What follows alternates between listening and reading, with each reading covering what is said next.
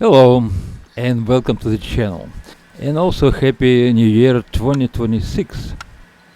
This is a vintage Seiko Seikomatic 26 jewels watch, model 6206, produced from 1963 to 1967. They call it a week dater, and it presents dates and also days in full words. This is a collectible watch presenting design evolution used further to build a grand Seiko model. The watch doesn't show signs of life after I gave it a little shake. The crystal and case have a lot of scratches acquired over a long time. The bezel has been worn out and needs to be replaced.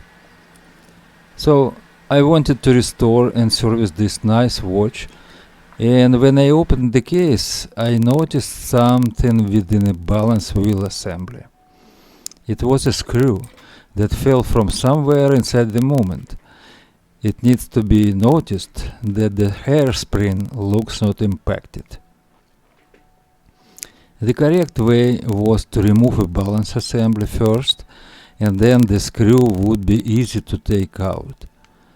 But I did it in the wrong way, and it cost me trouble.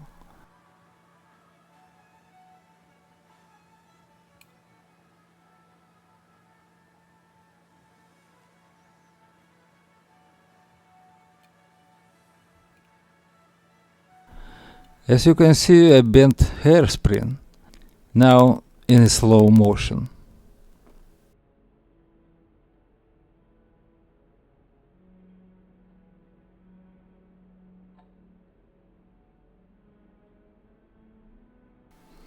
And here is a screw. It's one of the two screws that fix the movement to the holder in, and it's the biggest screw in the watch. So here we are in a video about how I did repair the hairspring, despite the chance of success was very small. I checked and found out that balance wheel is not moving at all.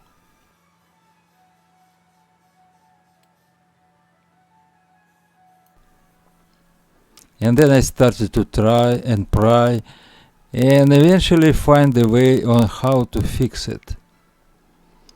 I knew that the spring was bent at the point where it is connected to the balance stud, so I was working in that area. The task was to get spring going through regulator pins at the lowest point.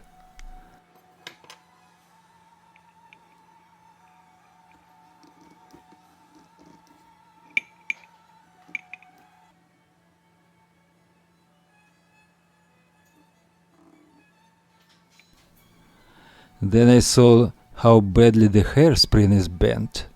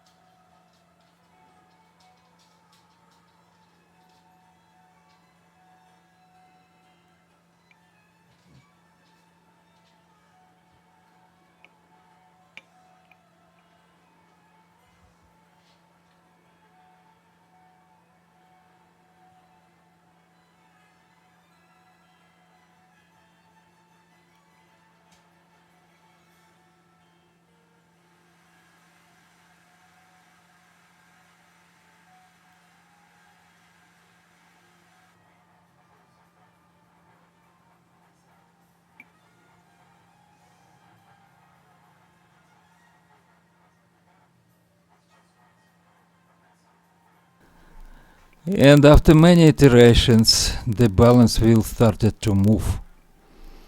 That was not the end, but some good progress.